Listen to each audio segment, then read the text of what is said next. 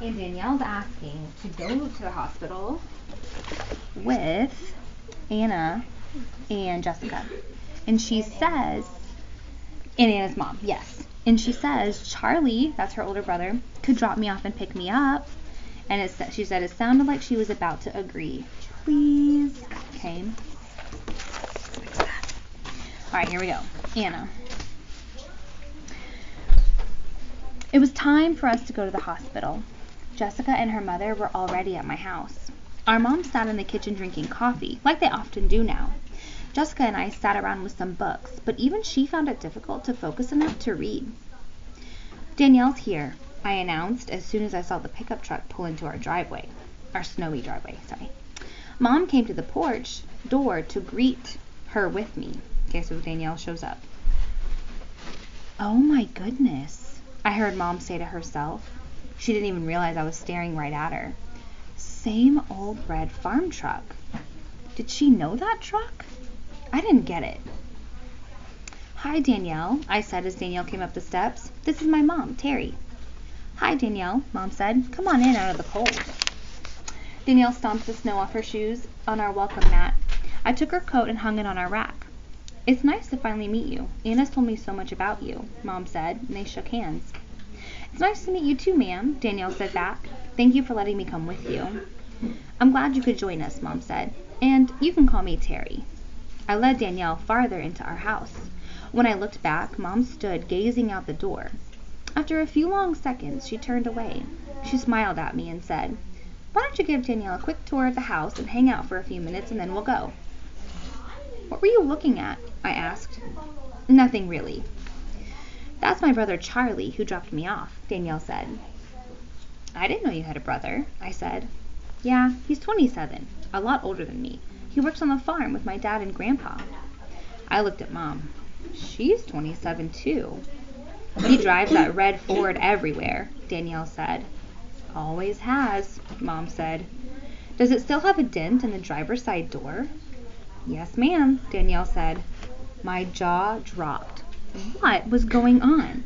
How did Mom know that?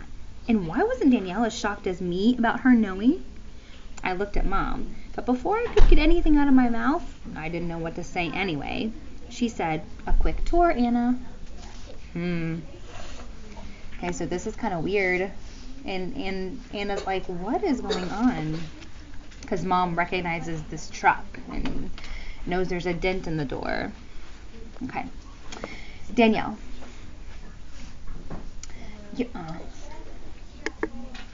You're young, just like my brother, I wanted to say to Anna's mother, but I didn't want to be disrespectful. So I didn't say anything, as she stood staring out the door at Charlie. I could tell Anna was playing matchmaker again, but I didn't say anything about that either. My family would never want to see Charlie and Terry together. Never. I also met Jessica's mom. She was very nice. You can call me Julie or Miss Reitman, whichever you're more comfortable saying, she said. Anna's house was simple but nice. I guess you didn't need a big old house when it was just only you and your mom.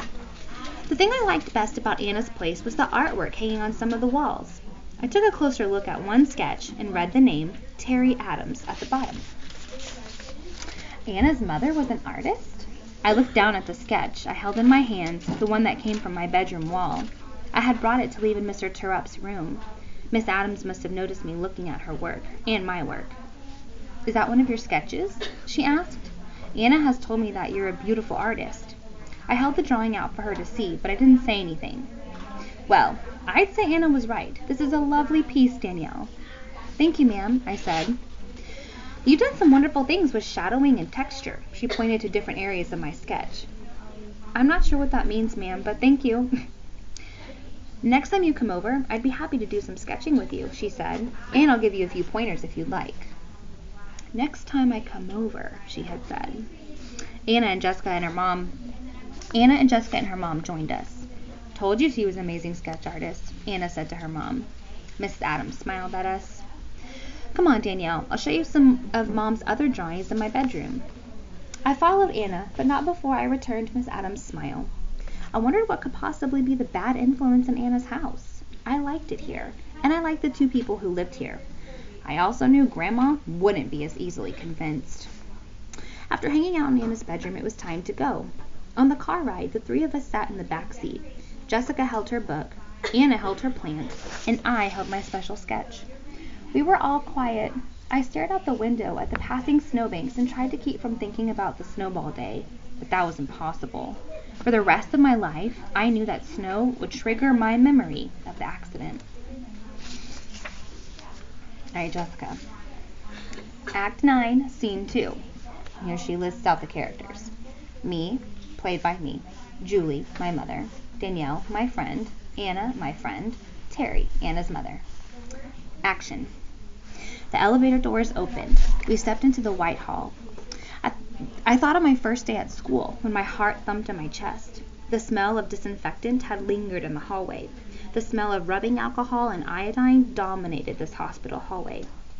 Instead of the chatter of school kids arriving after a summer vacation, the only thing I could hear was the incessant beeping of those scary machines. This was way worse than the first day of school. I swallowed. I gripped and squeezed and fidgeted with the book in my hands. Al Capone does my shirts. On that first day, Mr. Terupt had told me that he liked happy endings, so I brought him this book. I knew that he wouldn't be able to see or read it, but I wanted him to have it. Plus, having something in my hands helped me with my nerves. I'm glad his door wasn't too far away, otherwise I might not have made it, but I did. And so did Danielle and Anna. We were there for each other. We stopped just outside his door. The black marker spelled out Terupt. I rubbed my finger on it. It didn't smear. I looked at Danielle and Anna. There was no hiding our fear. My mother and Terry stood behind us for support. But they also let us do this on our own. I looked back at them. We're right here, Mom said. We'll come in with you, Terry added. I took a deep breath and readied myself for what I would see. Anna. How are you doing? Mom asked. I shook my head. The hallway was so sad and frightening and long. Beeping and coughing and groaning noises came from everywhere. Mom placed her hand on my shoulder. I'm here, she said. How did you know about the dent in Charlie's truck? I whispered. I couldn't stop thinking about it. I'll tell you later. Do you know him? Yes, I know Charlie, Mom said, but I had no idea he had a little sister. We stopped. Mr. Terupt's door was cracked open, but not enough for me to see inside. Suddenly, my worries and questions about Mom and Charlie vanished. They were quickly replaced by all my worries for Mr. Terupt. Was I ready for this? Danielle, Jessica, and I looked at each other and did our best to prepare for what was coming next. Okay. Sorry. Okay. I know. Okay. All right. So now the next group of kids. Okay, I'm going to go to Danielle's page, or Danielle's section. Okay, I'm going to say goes to hospital to visit Mr. T with Jessica, Anna, and I'm just going to put moms because both their moms are there. And then I'm going to put, okay, Charlie dropped off.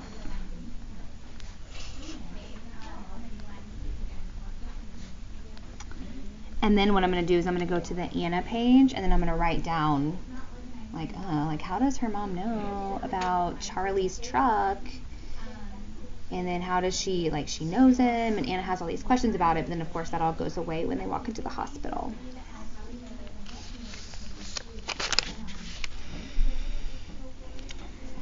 Here, I'll put red truck here. And he's 27. 27 years old.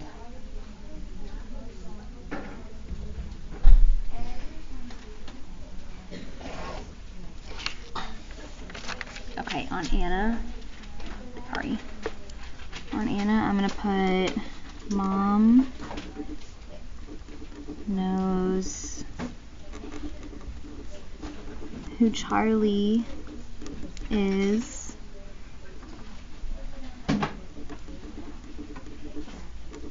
Anna has questions. That's what I'm going to write. I think she's just very confused. Okay. Oh, sorry, that's kind of hard to read.